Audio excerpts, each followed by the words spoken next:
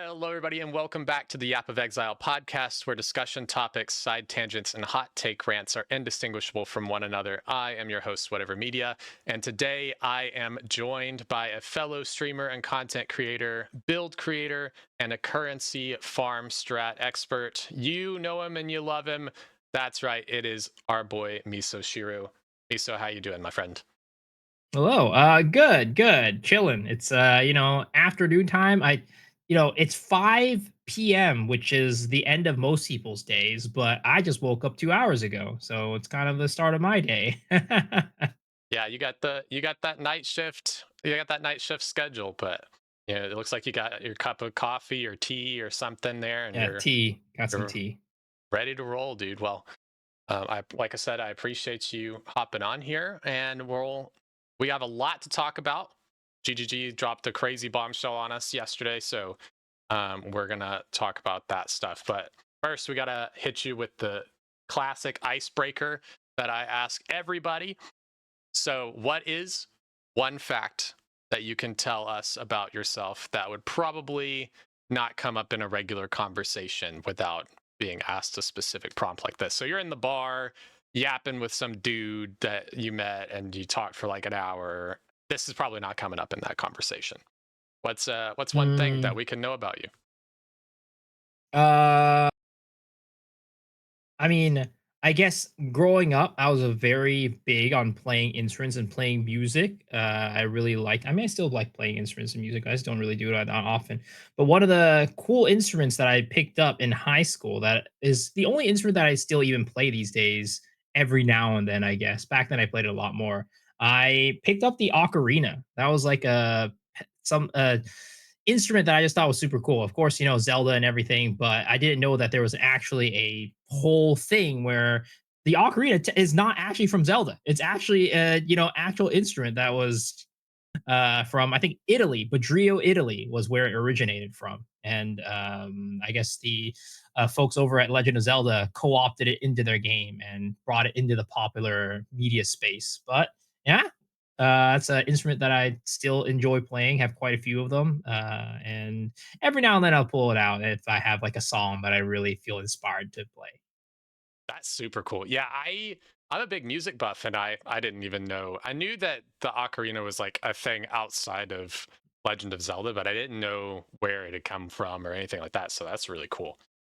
Yeah, and they come in all different shapes and sizes too. I actually have some right next to me. It's like, you got your standard kind of like 12 hole ocarina.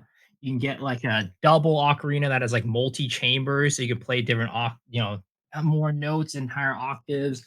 And then, they could even come in like, this isn't even that big. This is an alto, but you could go down to like bass and baritone and all that. And those get huge. It's Pretty like cool. it's the equivalent of like the where you see some guitarists with like the guitars that have like 12 strings on them or like two guitar heads and they're doing some crazy Yeah. stuff. They just keep making it bigger and keep adding more. That's really cool. That's super cool. How many do you think you have in total if you know? Probably 9 or 10. Wow. Sweet. Yeah, just like various, like soprano, alto, tenor, like what actually I don't have a tenor. I just have soprano, alto. Actually, no, I do have a tenor. That big one was actually a tenor. That bigger one. So it's like soprano, alto, tenor, and then I also have like double chamber, triple chamber. So kind of all things and like also like, Ocarina of Time replica and all sorts of stuff. So what There I'm was a while I hearing, was into it. yeah. So what I'm hearing is in New Zealand, you're going to be teaching us how to play ocarinas, right? I mean, I could bring an ocarina. I actually do have plastic ocarinas for this that type of occasion where I do want to bring it out because these are ceramics. I don't want to like bring it Yeah. out and break it. Actually, I also have like a pendant one, which is like a small like six holer that you just it's like literally like the size of like it's like this big that I have. I actually don't know where that is, but yeah, another portable one. That's super cool. Yeah, I would listen if you find space in the luggage. I would love to see it. It's For sure. it's something I'm super pumped about. But speaking of things that we're pumped about, we're gonna roll into what GGG has dropped on us. Of course, we'll talk about the elephant in the room. 1.0 official release date has been confirmed, December 11th. Take your time off from work. This is your reminder. If you are listening to this podcast at work right now, stop what you're doing, go on your time clock, request off, do what you can. Um, I'm super pumped. I figured, like, when I was talking with a few of our fellow creator friends, like Blaze and people, I was Mhm. saying that I was thinking it was going to be December 11th because I thought anything earlier than that is kind of like pushing the timeline a little bit, but anything later than that, you're pushing into those New Zealand holidays and stuff. So Mhm. I kind of figured that that's where we were going to land. So excited that that ended up working. I hope that we don't have any delays. GGG. Yeah, that would be bad. That happened for zero point 0.1. It delayed 2 times actually. Went Yeah. from June to November to December. Yeah. So I'm really hoping we don't get that delay and have the curse moment. Jonathan said that he would be distraught if it started with a 7 in the year that PoE 2 came out. So hopefully we don't have that happen. But we also Yeah. saw a lot of gameplay for the duelist and swords. I'm sure that you spent some time going frame by frame. We were spending some time before the pod on the Oh, yeah. stream looking at it. So, what stood out to you the most? Skill, interaction, just anything from what we've seen so far? I mean, I would say, of course, like I'm a sucker for Cyclone. Like that's Whirlwind Barb D3, D2, D4, Cyclone and Path of Exile, like Spin to Win, like all that stuff. Like every single game that has Spin to Win, I will play the Spin to Win, and that is the thing that I'm most excited about. But there were some like really cool skills in between there that I would assume is probably unique weapon skills, which I'm crossing my fingers they fix gem levels. That way, unique weapons can actually use, so we can use those skills. But there was like the Geonor slam. There was like the one afterwards that looked like kind of like a sword flicker strike. And there was like the purple, like little dash forward, right? That created a little rift on the ground for probably for the breach sword. Like those skills were really awesome and really sick. I would say that in terms of skills wise, those are where I'm leaning towards most exciting. But the blood and the sandstand stuff is also a cool little mix that they're throwing in there that, it harkens back to Path of Exile 1 and the way that they're implementing in this game. I'm interested to see how it works out because we got a little bit of a leak with what Cyclone does and the full gem and what it looks like. And there is some interesting play there with the blood and sand stance.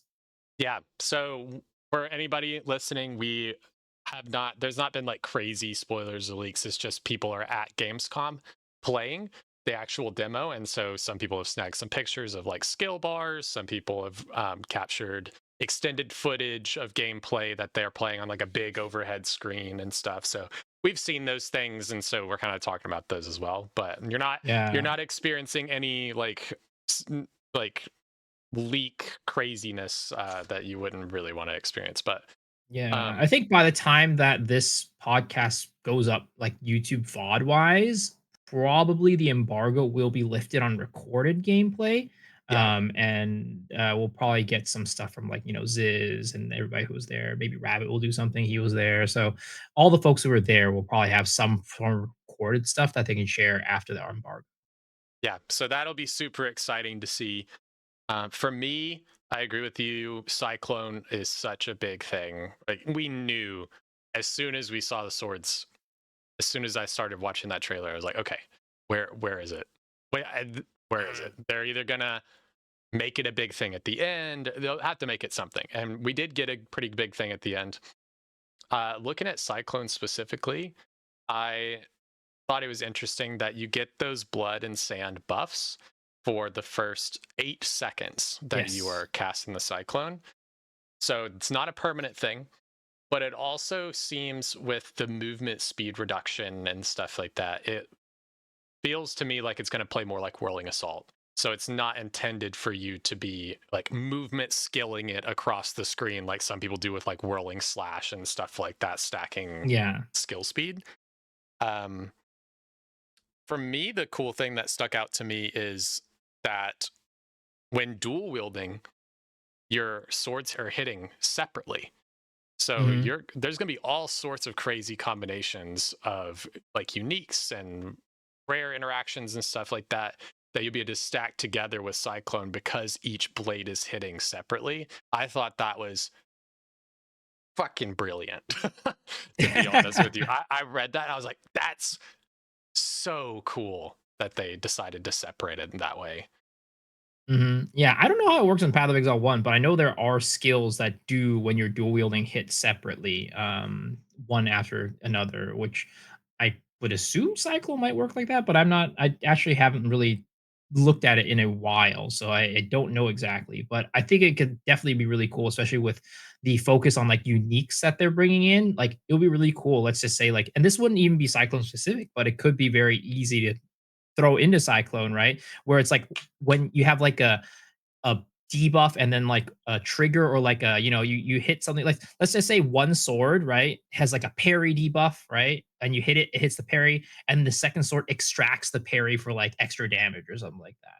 Like so it's like it'll be like a back and forth, just like one hit parry debuff, the next one extracts it and blows it up. Like that type of gameplay could be really cool if they decide to go that route of like, hey, these two sitting separately really has a reason and a meaning other than just like we want you to scale both swords and not have just a sat stick on one. Yeah. And it was seeming like in the trailer, a lot of the enemies that they were fighting had like the armor break kind of aura on them with like the melted, I don't know, kind of like reddish, kind of like lava looking flesh. But one thing that I thought was interesting, I talked about it a little bit before the pod as well, is as I was combing through some of the footage, um, from what I saw, every time they showed gameplay of the sword user parrying, they're always using a very specific type of sword. So there's, I forget the exact name of it, but it's similar to like a shotel. So it's like a curved blade, and those were meant, from my understanding of historical stuff, to catch the necks of horses and to catch blades and parry with. So I'm like, does this specific sword base have a parry implicit, like an additional parry strike multiplier, or is it that kind of like how you can only parry with a buckler and not a main shield? Can you parry with this specific type of sword? I thought that that was a really interesting little catch. I'm curious what that kind of stuff is going to look like too. Yeah, I didn't even notice that. That seems pretty cool. And it definitely, I think it definitely will be an implicit on swords in one way, shape, or form. Maybe like you said, on a specific sword, or it might be on every sword. I'm not entirely sure, but definitely it seems like it is a mechanic that swords are going to have to, some people's excitement and let's just say some people's real like unfortunate sadness. Yeah, I for some reason your camera has disappeared. Oh, there it goes. There it is. I think it was me.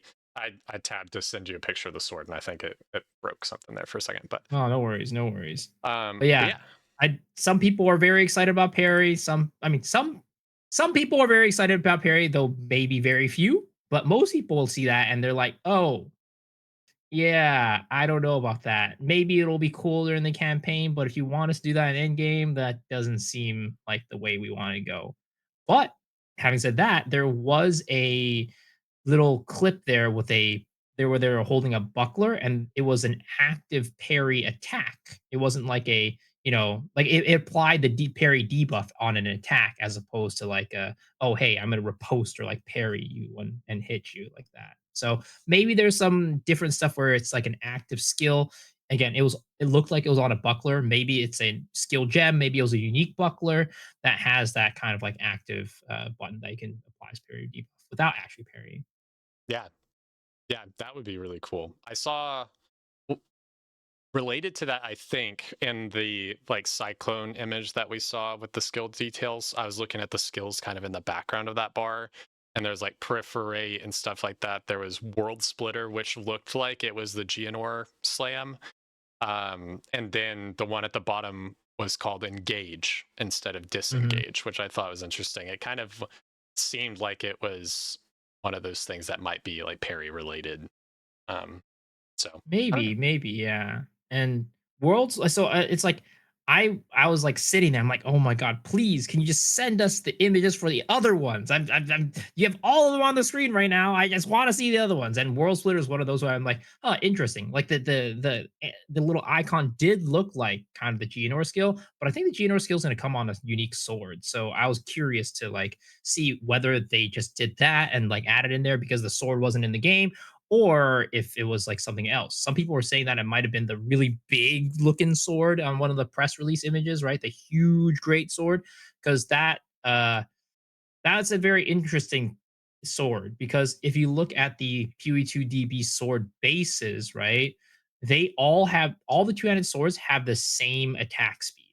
So it would be very weird if you had a sword that big that had the same attack speed, which led me us to believe that it was. I thought it might have been like a unique sword, like that's what I thought, and it maybe had like some big multiplier for like slowing down the speed. But some people were saying like maybe it's the startup to like you use a skill and your sword transforms into that temporarily while you're using that skill.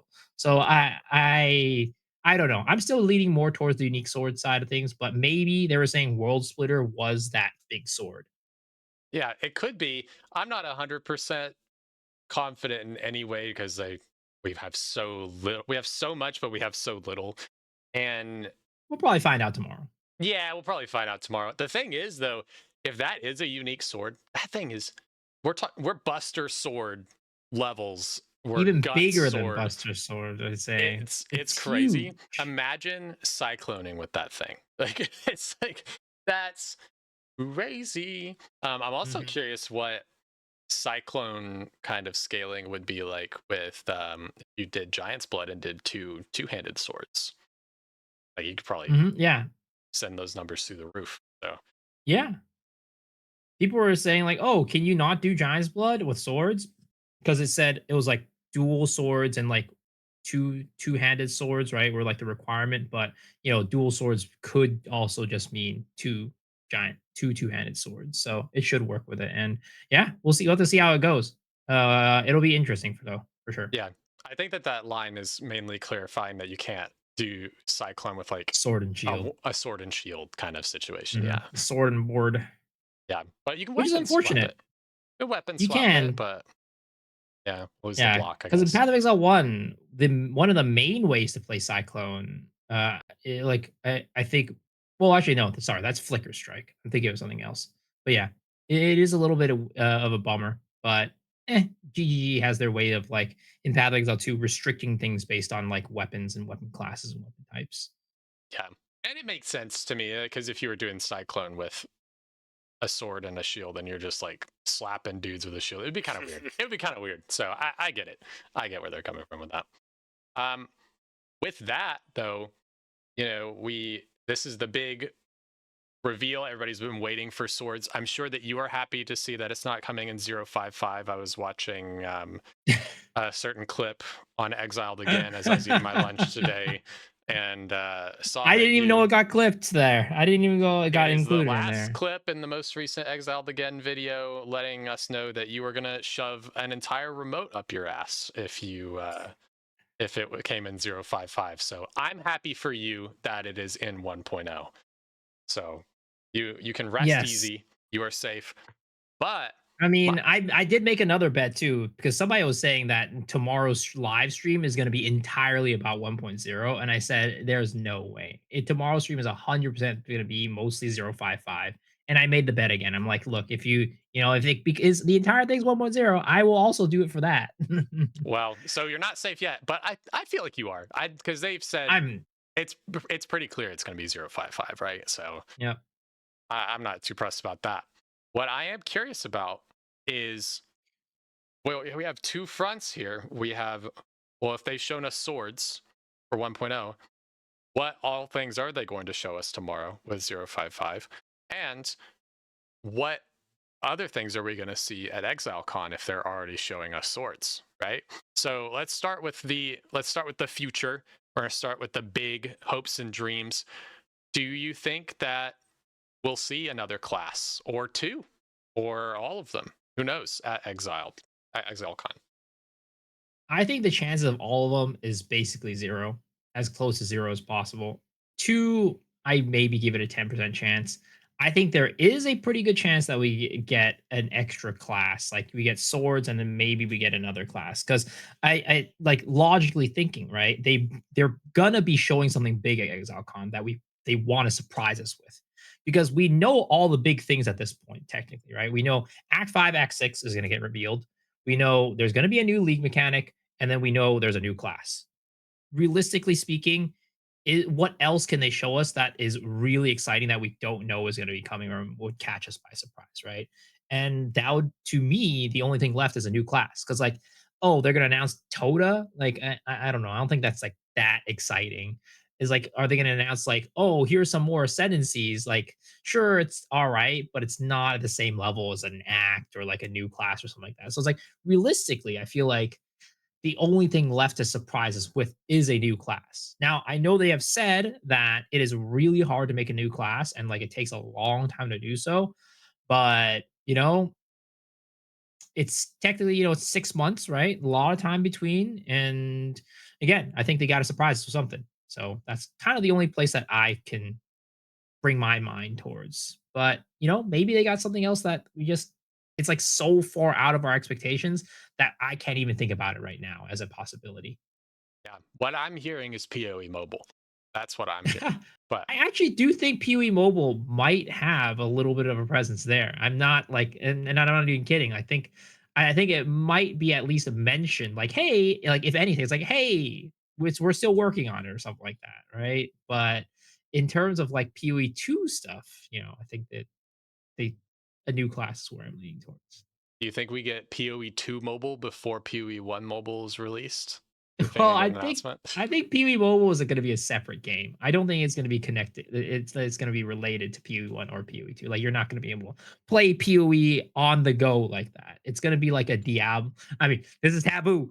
It's gonna be like compare it to, like, Diablo Immortal, right? It's a separate game. You guys not have Let's hope it's phones? n let's hope it's not like, pay to win like Diablo Immortal, which I have full confidence GG is not gonna make it that way. But, you know, it's gonna be a separate game is what I'm trying to say. Yeah. I would play, this is a complete side tangent. I would play the shit out of a like Fallout Shelter style PoE game that's just like King's March, like managing King's March. If I could play the PoE 1 leagues and I could manage King's March from my phone, that would consume my life actually. That would not be great. But that would be pretty cool.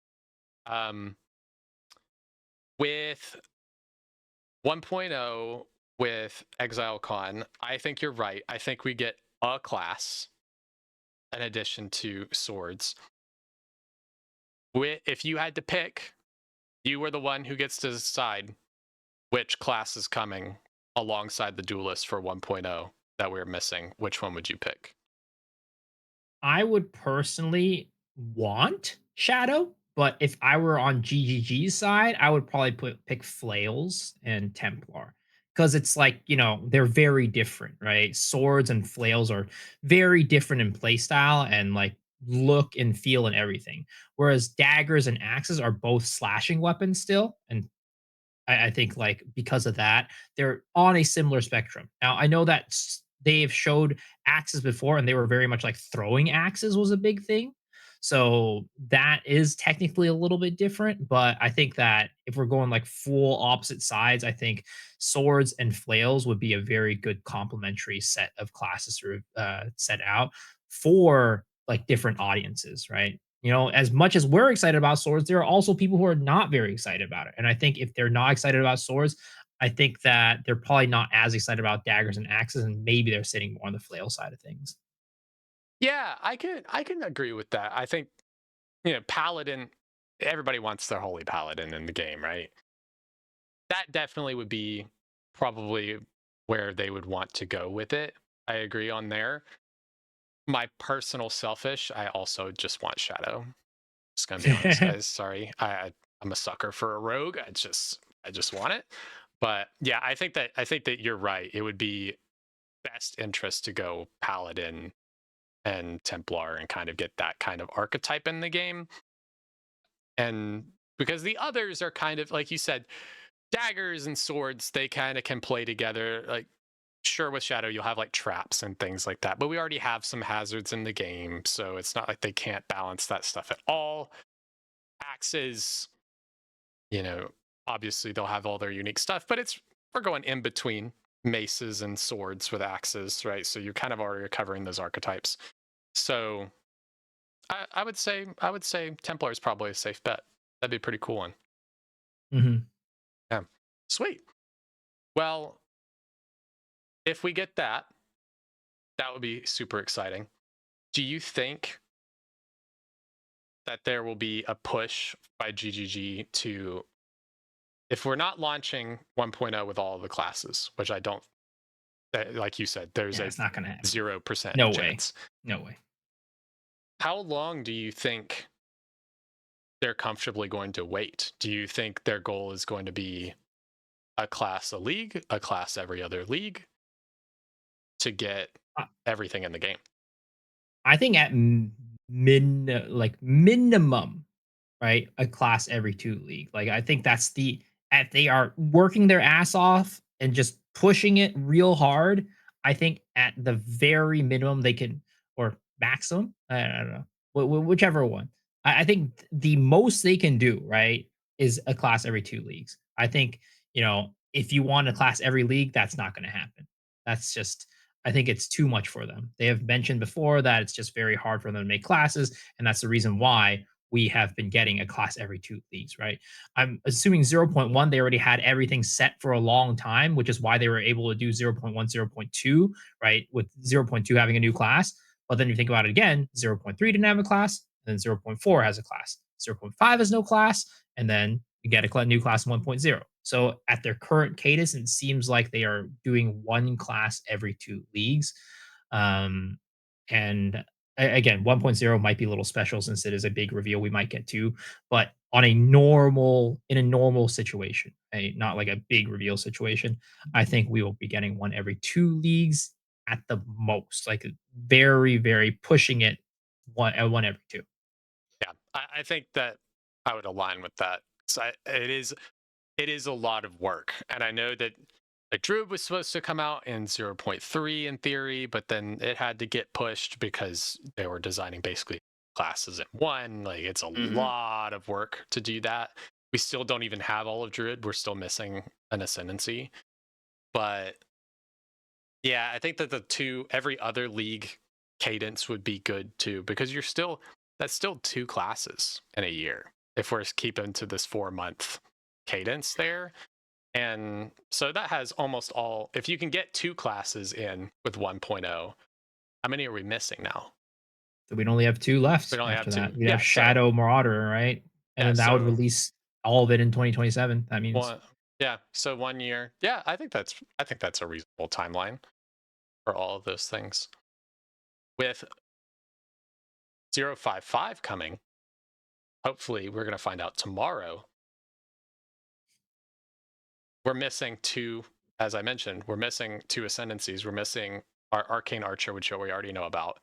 And then we're missing whatever the Druid ascendancy class is. Do you think that we're going to get a new ascendancy with 055? I think it's very likely. My estimation is about 70-80% chance that we're going to get one. The reason why I think this is because they have gone on record before saying that there is a possibility that before 1.0 comes out, we will have every single ascendancy for the existing classes. So that is what they have been public about saying and confidence in saying that it's a possibility. I think at the very least, we get one. And maybe we get 2, who knows? But I think at the very least, we get 1. Yeah, I would say so. I would say that's probably, I think Arcane Archer is like really, because we don't know anything about the Druid one. So, who knows there. But they also said that they wanted to do two of these kind of event leagues, right? So if they, I don't I I don't person think that they're going to I have mean, time. exactly. I don't know if they're gonna have time. Yeah. But it would have to be like, I mean, what, October? Yeah, it would have to be so they would have to release it in September, and then they would have to release one in October, and then probably nothing between November and December would be my guess, unless they release an event league in November leading up to Exile. Or no, that would be post ExileCon actually. So yeah, they make it's like maybe one of the big announcements is there's another event league leading up to release. I don't know. That just feels like a lot to do, especially again, especially because they have promised PoE 1 having a new league as well in between all that. So realistically speaking, I just don't know if they have the resources and time to do 2 event leagues and a PoE 1 league and ExileCon and prepare for 1.0 launch. Like that's a lot of stuff they need to do in that time frame. Yeah, as soon as they kind of mentioned that in the interviews, as soon as they said we want to do like a couple of them, I was like, how? Immediately, I was like, how is that possible? And I had a few people being like, "God, dude, come on! Like it's just an event league. They're doing its balance or whatever." But if they're tying an ascendancy class to it, that's a big undertaking there. But the main thing that I have seen with GGG, and the reason why I agree with you, I don't think it's possible. We have seen over the early access that GGG, God bless them, love these guys to death, cannot gauge time frames. They can't. Okay, I have no idea what happened, but everything on my screen exploded and now we're back. So fantastic. Mhm. We were talking about time frames GGGs and time frames, and how yeah, you and I got was flamed. oh yeah, I got flamed real hard. I said this was I think this might have been right after the announcement of 05 and what was coming, right? And I forgot, or like it might have been right before, but I went on a kind of like I wouldn't say a tirade, but on one of my podcasts, I kind of like and Rabbit and Cow completely disagreed on me on this one, I think. But I said that GGG has a very, very big problem. Jonathan has a big problem. And his problem and Gigi's problem is they constantly overpromise and underdeliver. And I got flamed so hard for that. They're like, "Oh, you need to be like that as a developer." Like, they're just being very ambitious. I'm like, "No, that's a big problem. If you're a big corporation like that and you consistently overpromise and underdeliver, that is such a bad thing." Literally, you go into work at any company, one of your first things you get taught is never overpromise, underdeliver. It's always the opposite. Underpromise and overdeliver. And like people got so mad at me for that. I'm just like, I don't know. This just is obvious to me. Like it, you shouldn't do that. That's not something you should do. But yes, they are really bad at keeping timelines. They always overpromise and underdeliver. And here's the thing. First of all, I just want to say you are safe here because I also got flamed for that. I remember that podcast episode and I was one of the comments that was like, yeah, based Miso. Like you're so right on that.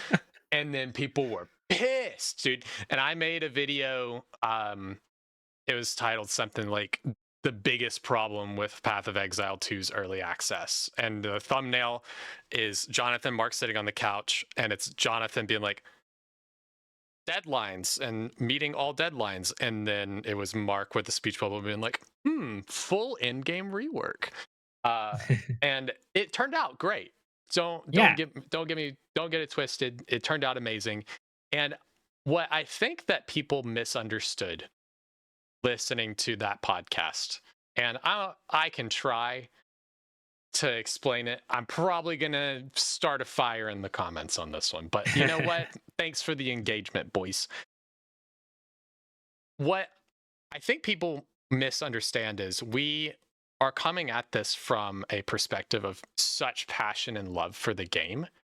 What we are stating is not that GGG as a company underdelivers. Absolutely not.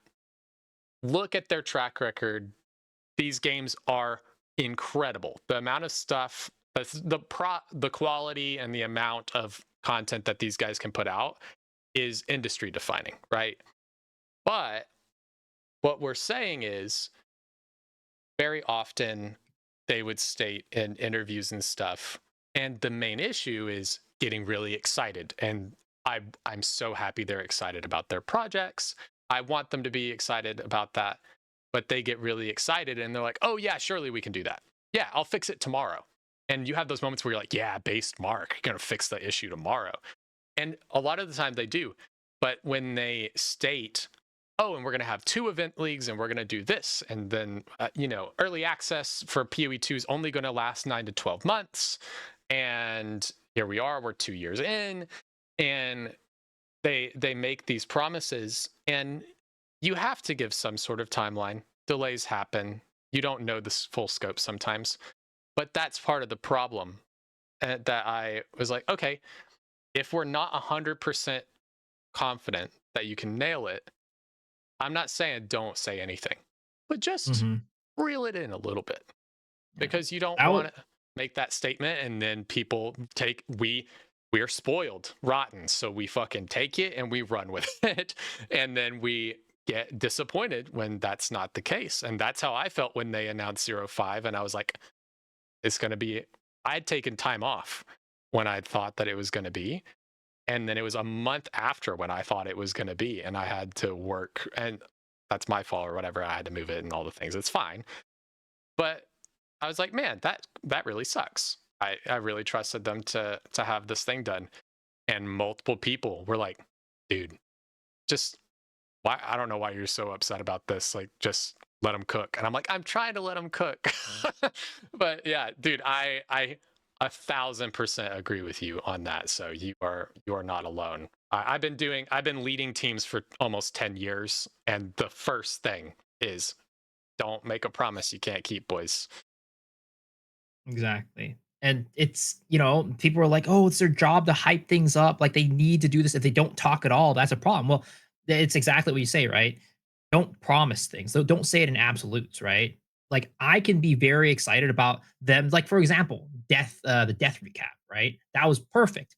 They teased it, they said, "It's coming, we're working on it," but they never said, "It's coming next patch."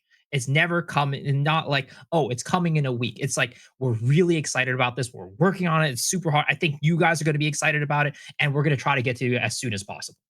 Like, you don't have to say it's coming next patch, or you don't have to say it's coming in January. You can just say, "We're really excited about it, and it's coming to you guys as soon as we can." And we'd all get hyped about it. And we would never, and they didn't promise something that they couldn't deliver, because they never really promised a date, or like they never really promised like a specific thing. They just said it's coming soon. Yeah, And that was and my whole thing. yeah, and they can deliver the features. We know that they can, right? Mhm. We saw them with in-game trade. They dropped that, and then they were like, "Oh yeah, we want to have this UI in place, but we don't know." And like 3 days later, they're like, "Hey, we finished the UI actually, and it's coming out in the patch in 2 days." And you're like, "Whoa, Yep. that's great!" And we're all like, "Oh my god, that's crazy. But We did not expect it this soon." right, and those are the fun surprises. I love seeing that stuff because that's when I'm like, "Yes, GGG, that's so cool," because I'm not expecting it.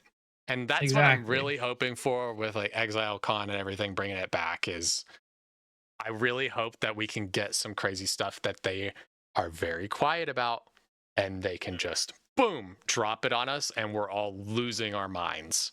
Yeah. So, Yeah.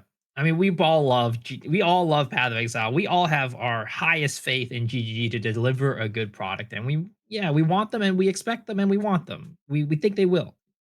yeah. Yeah. We know they will. We'll let them cook, but just stop telling us how long it's going to be in the oven for if you're not Yeah. 100% sure. Okay?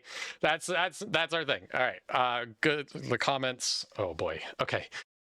Well, moving past that, um, my final quick question on 055, and then we'll have a few lighter topics as we are moving to the latter half of the pod. Um, you're a build creator. You've got a lot of build guides up there. Your builds are super sick. I love seeing a new video come across and just seeing the cool interactions that you kind of come up with. And I was mainly introduced to your content, honestly, and I feel like it was very successful for you. The YouTube shorts about different uniques and stuff like that was when I first started seeing your videos pop up on my timeline. So that stuff is super great. Um, if somebody if you had to give a piece of advice as a build creator to somebody who decides they read the 055 patch notes and they're like, I want to try and make my own build. I'm not going to try and follow somebody's build guide. I'm just going to, I feel this interaction might be cool. I want to try it. What would your number one piece of advice be to them? Hmm. It's it's very interesting. Like when you call me a build maker, and I would say that I'm a build maker, but I am not like the guy who is gonna be getting in there and like being like, okay, this is like I can see it. I can the sparks are flying. I see like this interaction with that is gonna be great. I'm the type of person for my builds, actually, the most successful builds that I make are usually ones where I find inspiration from other people. And then I take their like what they've done and build on top of it, either making it like more accessible or either making it more like polished or like taking multiple ideas and combining into one. So I'm rarely the guy that like just starts from zero. So when it comes to like starting from zero, I would not say that I'm the best person to go to. But having said that, if there is like an interaction that you think is really cool, I think like going off of that kind of thinking and style of build making that I do, it's like taking and getting the inspiration from like previous builds that you've seen that potentially work similarly to that archetype or that new unique or whatever. Like for example, like monk builds, quarterstaff builds a lot of times are very similar. There's kind of not really that much you can deviate off of. Taking it if it's like a quarterstaff, right? Taking a look at other quarterstaff builds that have worked in the past to see if they have any interactions that you can take and choose from there, or like you think about like builds that you've used before and being like, oh wait, this interaction could work really well with this one. So not always it's like interesting because like even though the question is about like, hey, I have this thing that I think would be really cool, it's I guess yes, that thing is really cool. And then also think about what other things in the past that were really cool that could also work well with that. That's what I would say. Unfortunately, again, I'm not the type of guy that just like for example, I think maybe Prada is one of those guys that could just be like, this skill right here looks amazing. And I think that you can really just make something crazy out of this.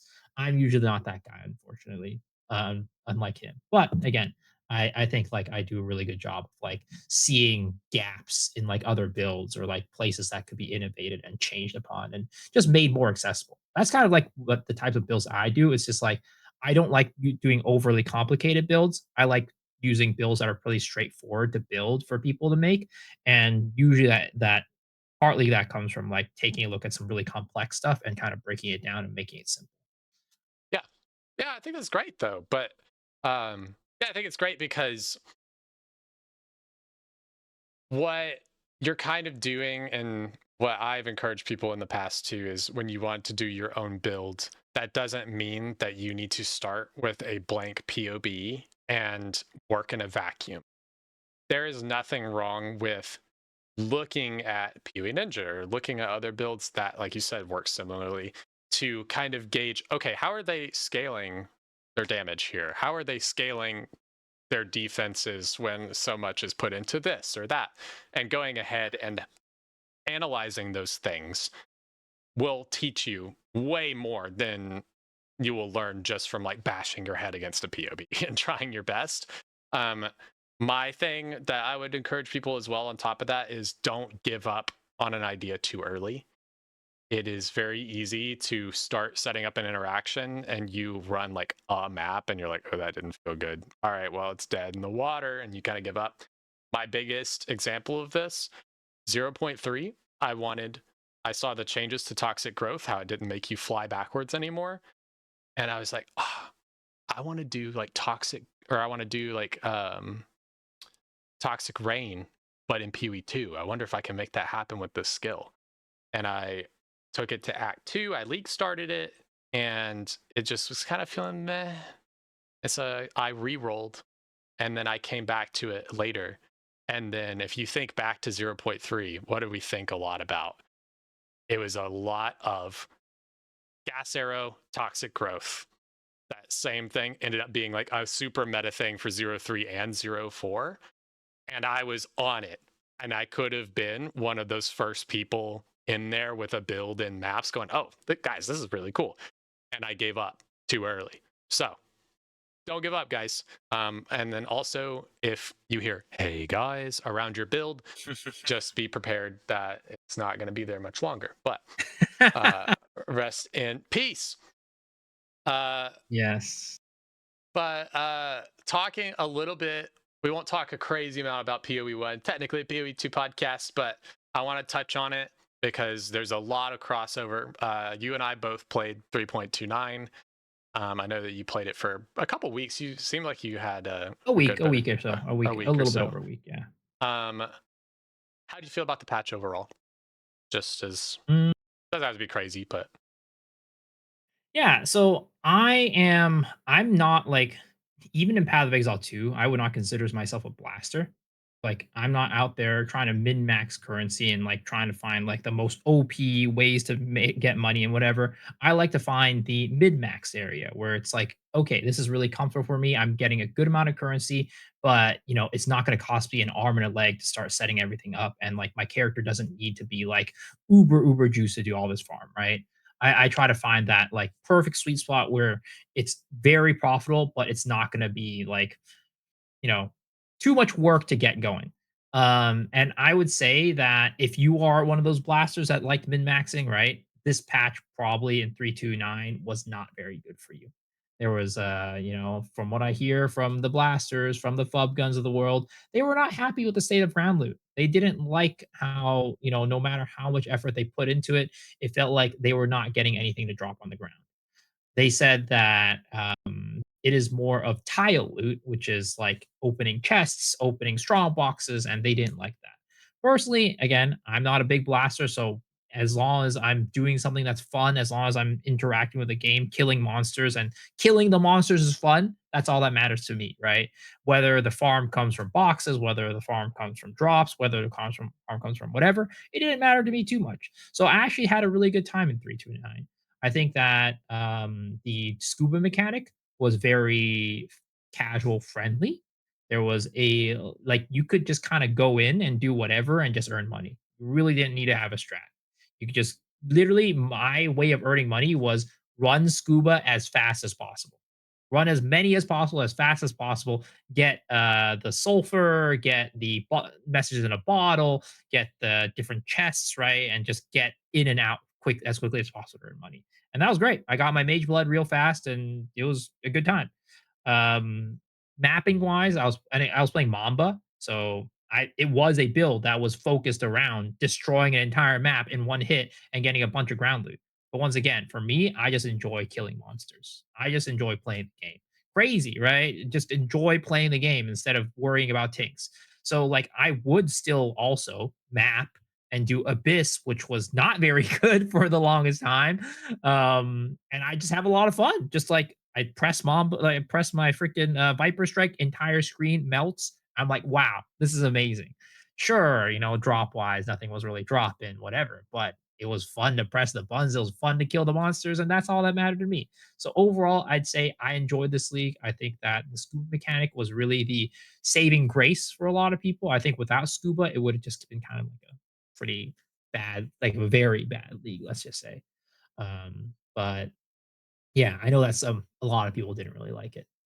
yeah, I think that that's a pretty common trend of like crazy good league and then league that people don't really love, and then they kind of go back and forth. But I thought it was good. It was definitely. I've not played a crazy amount of PoE1 patches. My first proper PoE1 league was Mercenaries League. I played a little bit here and there before that, but that was the first one I actually like sent it and pushed to the end game and stuff. And I thought it was good.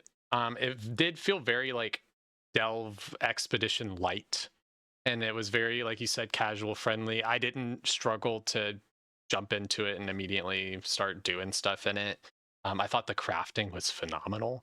Oh The yeah, the freaking s- sulfur crafting, the so good. Vesper, whatever it was, man, it was very nice. It was very nice. Yeah. Um, that was definitely the highlight of the league for me. Was just like because I'm somebody I've never I'm not a juicer myself either, and I normally play SSF in a lot of this situations. So like I've never had a Hinakora's lock in my inventory. I know how it works, but I've never had it. So to have a league mechanic be like, it's kind of Hinakora's like, I was like, this is pretty cool. So yeah, that felt pretty nice. Talking about the cool things from PoE 1, and this will kind of transition us back into a little bit of PoE 2 stuff. Um, is there one, if there's anything that you can think of, what is something that you would love to take from PoE 1 and place into PoE 2, and vice versa, if you have something that you're like, oh, this would just make the game better? I mean, this is a very, I'd say, hot topic, but tablets in PoE2 suck. I'm sorry. Tablets are terrible. Interacting with tablets is the worst part of the game right now. And scarabs in PoE1 is just way more streamlined. I like being able to have just a line on something and be like, okay, I'm gonna go to Ange and look for it. Or like I just dropped this and I just sell it on Ange is so much better than our tablet system right now. I always say this, but I think the tablet system it was fine for when it was a tower system where you put the tablets in the tower and you use it up like that because you were interacting with it a lot less. Therefore, the friction, right, wasn't something that you're running into all that often. Whereas now, because we have our tablets in every single map, it ends up being that we burn through tablets so quickly, we churn through them, and then we have to buy them from the market so much more often because of that. So if they just given how our current system works, they're basically function as those they were scarabs anyways. I would like it to maybe not turn them into scarabs, right? Like maybe not functionally do it, but finding some way to make it so that that whole part of the friction where we have to go and buy tablets from people like every single time, make it so that there's some way we can put it in Edge because that is just so much better of a system. And I think the biggest problem is like, of course, the friction it provides, but also one of the secondary problems that I don't think a lot of people think about is that tablets there is a huge shortage of them at the top end. Like if you want to look for a good tablet, like a really good tablet, there are so little in the market. When you do two lines, right? It's okay. It's not bad. They get kind of expensive, but hey, there's still a good number of them. You get to three lines, right? Then it starts getting a little iffy. You can still find them, but then if you want to find four perfect lines, it's like, yeah, that's never happening. Either that or it's taken up by the group, the people running parties, right? And then they buy it for like 100, 200 div a tablet. And that just doesn't make sense for like an individual. So because of that, because you have so many people have tablets in their inventory. They don't know what it's worth. They don't want to price check it. And just like the process of price checking and crafting tablets is so annoying, it ends up being there's probably a lot of stock for these really good tablets that are just not hitting the market because people don't want to sell them or like people don't know to sell them. If they were angeable, right? Instantly, you just go in, pop it in an Ange. Oh, this is actually 10 divs. That's crazy. I'm going to throw it in there. And then now we have a smooth market transaction going. Yeah, that's a great call out. I've asked this question to a few people, and that's not one that I've heard, but I fundamentally agree. The tablets are a rough experience at the moment. I definitely I do like the difference between scarabs and tablets. Like having I don't think having rolls on it is necessarily a bad thing, but I do, especially from a trade perspective, having to buy them and roll them that way, that seems rough. I can't, that just seems like an awful experience. Um, as a player who I'm normally SSF, if I'm doing trade, it's like Timmy's League where I'm like just doing like item for item kind of stuff. I have played trade, but um, it is even more frustrating and in different ways because it's one of those things of I'm rather than, oh, I'm gonna sit down and I'm gonna blast Abyss for X amount of maps to try to farm for this thing for to sell for currency. I'm farming for something that I need for myself, right? So I'm like, oh, well, I'm gonna go farm expedition until I get this thing, and then I'm gonna go farm this thing. I'm trying to hit these targets. But by doing that, every 2, 3 maps, I'm switching my tablet sets out. That is a horrible experience. And Yes. not having that little pocket inventory, like even just having that as a band-aid fix from PoE 1, that little like tiny inventory, Yeah. that would be nice. Mhm. Because I'm also somebody, my inventory has Omens of Resurgence if I have them, Wisdom Scrolls, and Alchemy Orbs to outboxes and stuff. And that's it. You have a lot less than I do. I run Wisdom, Transmute, Aug, Regal, Exalt, Alch, Vol. I run all of those in my inventory And that because they're needed. They're needed a lot of the time. But I hate having my inventory just like full of shit. I've yeah. seen some people who like their inventory is like they have their next set of maps that they're running. They have multiple sets of tablets in their inventory, and they have super strict loot filters and barely pick anything up. I get that. That is just too much inventory management for me. I don't like doing that. But then I end up spending a ton of time in my hideout because I'm like, oh, let me go into my fragments tab and let me go pull out my tablets and go do all the things. It needs to be simplified. That is the biggest point of friction, I think, for mapping right now. I would agree with that. Yeah, and the travel, the swapping of the tablets is like it really feels like it's a new thing this league. It didn't really exist in the past where people were like swapping tablets. I think mainly it's an expedition thing. Like, of course, if you're running like multiple league mechanics, you're going to want to always swap it out if you're changing. But like, if you're in from a trade perspective, I'd say in the past, I rarely ever did that, because I was always just like, okay, I'm just gonna be farming Abyss for the entire night. Okay, I'm just gonna be farming Ritual the entire night, right? But if you're talking about Expedition, you can't do that.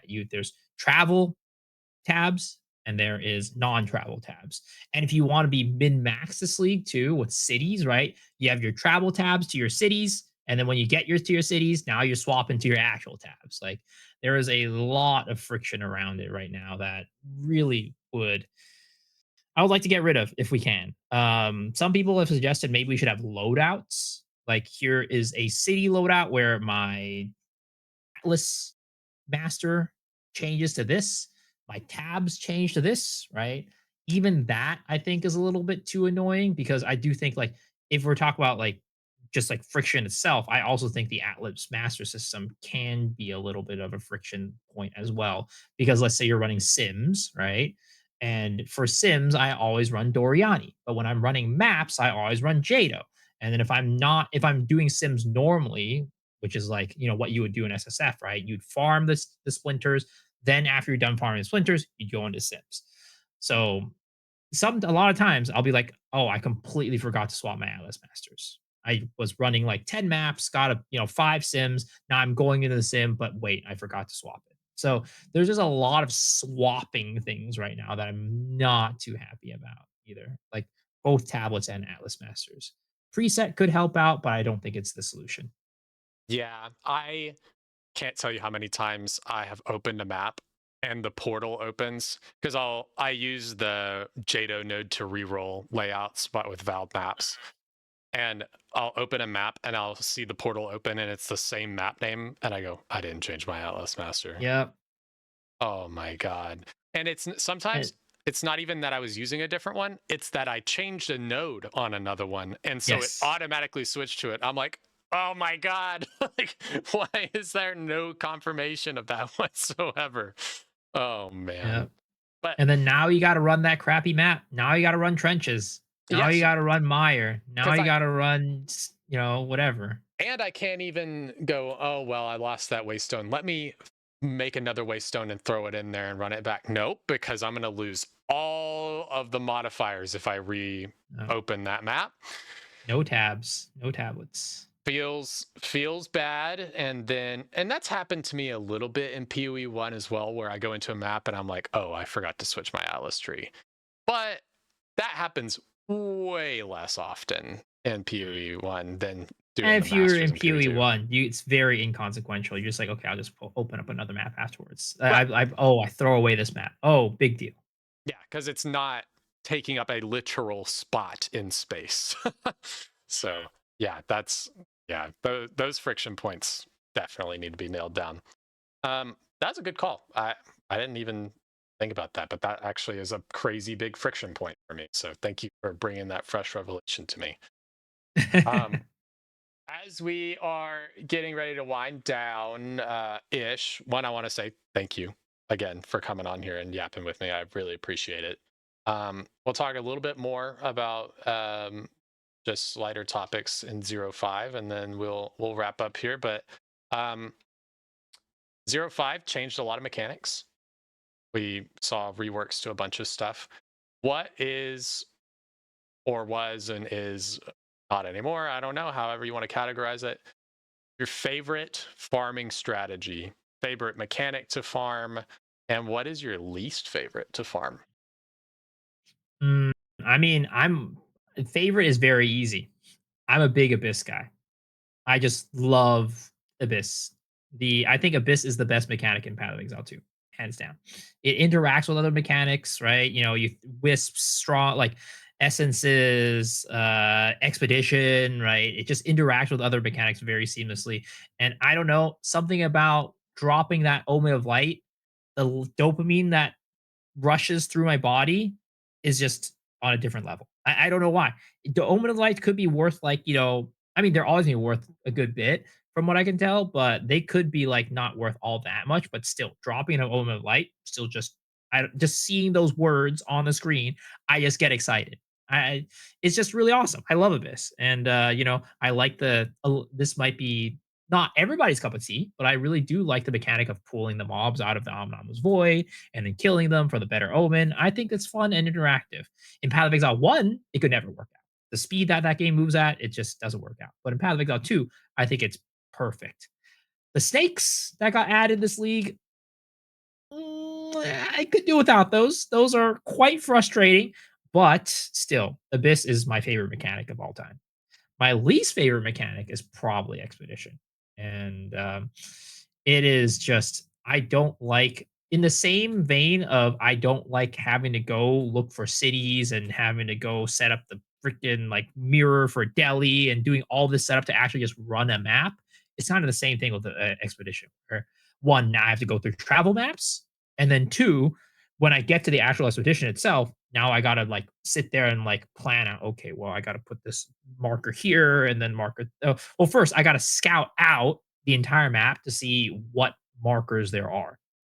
After I see all the markers and decide what I want to do and re-roll them, now I got to plan out. Okay, well, if I go here and here, this will be there. It'll be good for that. I'll make it to there. And then I'm like, wait a second. I'm like slightly off here and I can't make it all the way. Can I now I got to go and replan out my route and be like, "Oh, I got to redo everything now." Like I set up the map for 20 minutes and just to run it. Like that's not fun to me.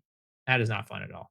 So that's why Expedition is just not fun. I just want to go in, I want to blast, I want to kill monsters. And that's why, Abyss is so much fun for me. Yeah, I agree.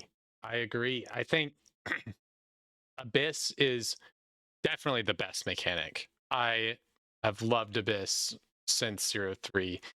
I don't know who, like Zaki, get rid of the snakes. I don't know what possessed them to do that.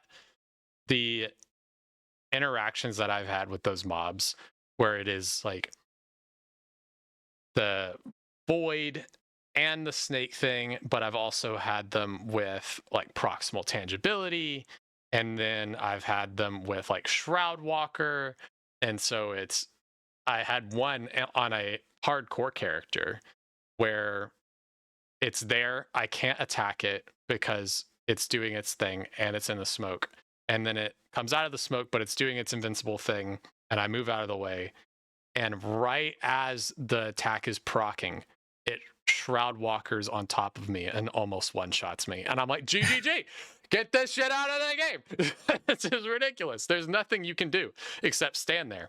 I feel Yeah. bad for the casters and stuff running like blasphemy temp chains, and it's making them Oh just my like, god. oh, let me I spin. had I Oh, had the worst experience on my our first HCSSF character. I was playing a Chronomancer that was running Blasphemy Temp Chains with time freeze. So it would already take forever. And then sometimes, like, I would press time freeze right as it was starting the animation to go invincible. And you're like, well, now I got to wait out the entire time freeze. And then after the time freeze, I got to deal with Blasphemy Temp Chains. And oh, what? Guess what? Abominable Voids popping on top of that, too. And then you've got Deli running, so now the mob is frozen in the Momnav's Void and not coming out. Like, there's just, yeah, get rid of that stuff. It's not fun. get out of here. We can keep. I'll deal with the smoke. I'll deal with the smoke. Get rid of the snakes. Yep. But Expedition, I agree too, needs a lot of love. I People said that I was a little bit dramatic when I said this initially. It was one of my only critical things from 05. Fighting, and I think it falls into a similar category with the snakes and stuff. Fighting some of the mobs from the Expedition remnants is the least fun combat engagement that I have ever had in Path of Exile. I'm just like, this dude is instantly recovering his health every time I kill a mob around him. And then this one, I can't kill unless I kill the 17 waves of mobs that are attached to him. But he is hasted and also has a hinder aura and a temp bubble. I'm like, how the hell do you even roll these modifiers together? It's just, and I don't want to read all the remnants. It's my fault. I'm a PoE player. I don't want to read, but I don't want to read all the remnants and go, I can't roll that one. I have to go path over here and then come back. What? What the hell? I don't know. I think there was one remnant on my HCSF character that I spent 15 minutes doing. Just that one remnant. There should not be a single mechanic that you are running for that long. Most people are clearing 10 maps in 15 minutes in an optimal situation. And I'm not that, I am a slow mapper. And I admit it, and it's fine. But that's insane. Like when you see Yeah. these 10 slot ones, especially when the reward's like, do you want 3 annulment orbs? I'm like, bro. Yeah, I think that one I ran, it was like a double oath with like the life restoration ones. So it was like 2 oath monsters, and then every time you killed the monsters, they would restore. It was bad. It was bad. It was bad. No. Yeah, I can't. I can't. And I love using like calling strike on some skills. I'm sure you've heard Cal talk about it. Yeah, Calling I strike did. does not Yep. work. I'm like, Mhm. guys, this is ridiculous. we gotta figure some out. So I'm hoping a lot of that when they look at balance in 055, they're not just looking at like player balance, but they also look at those annoying things to try to nail down. So we'll see what happens with that. But I have one more question for you, and then we will get ready to wrap up. And this one's, I saved a heavy hitter for last. You've had, you don't know this question's coming either. It's not on there. You've had a lot of time to reflect. It's been a little bit since this statement was made. So, Miso, who is hotter, Talkative Try or Blazeworks TV?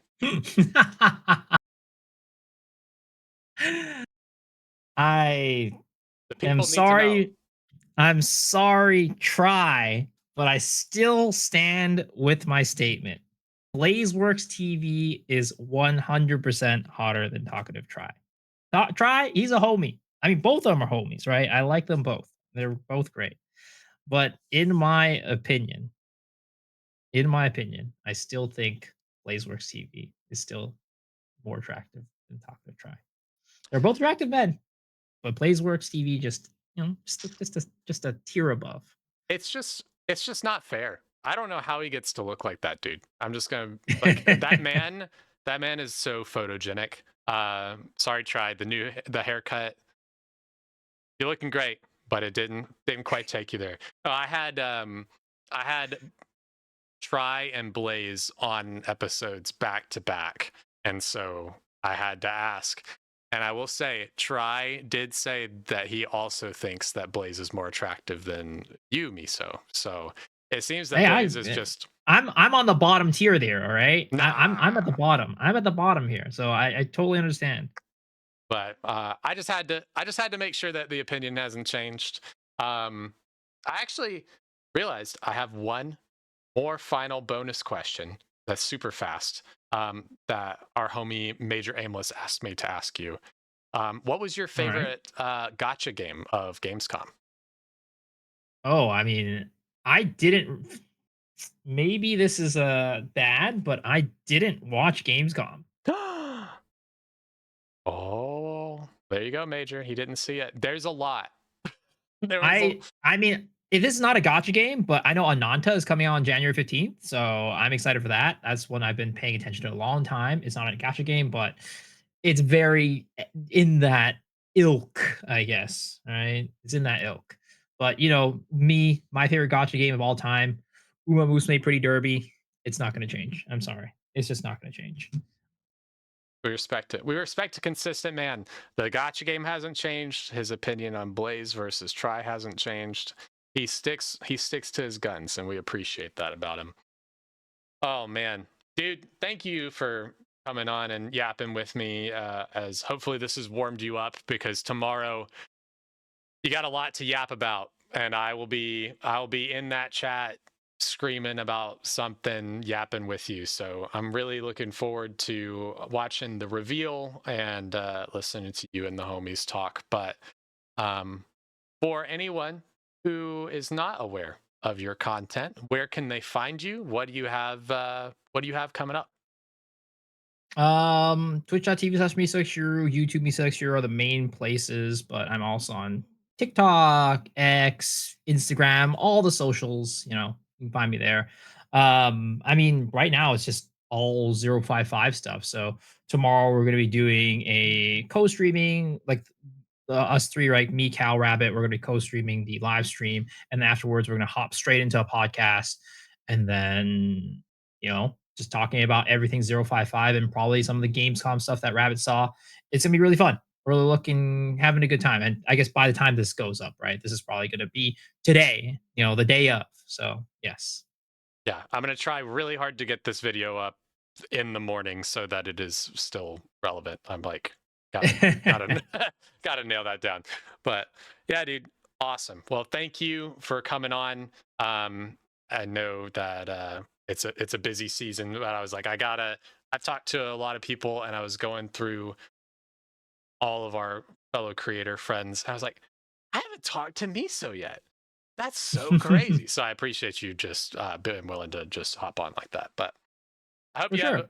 a great stream tonight, and I hope you have a great time tomorrow. And I'll send you all the things for this. But in the meantime, chat, thank you for hanging out. And if you are watching the VOD, the most important thing for me to remind you is that if you don't get hit, you can't die. So just don't get hit. Otherwise, Miso and I will see you on the beach. So Unless you get hit by a dot, which isn't technically getting hit. So that's true. Dots don't count. All right. Have a good one. Bye.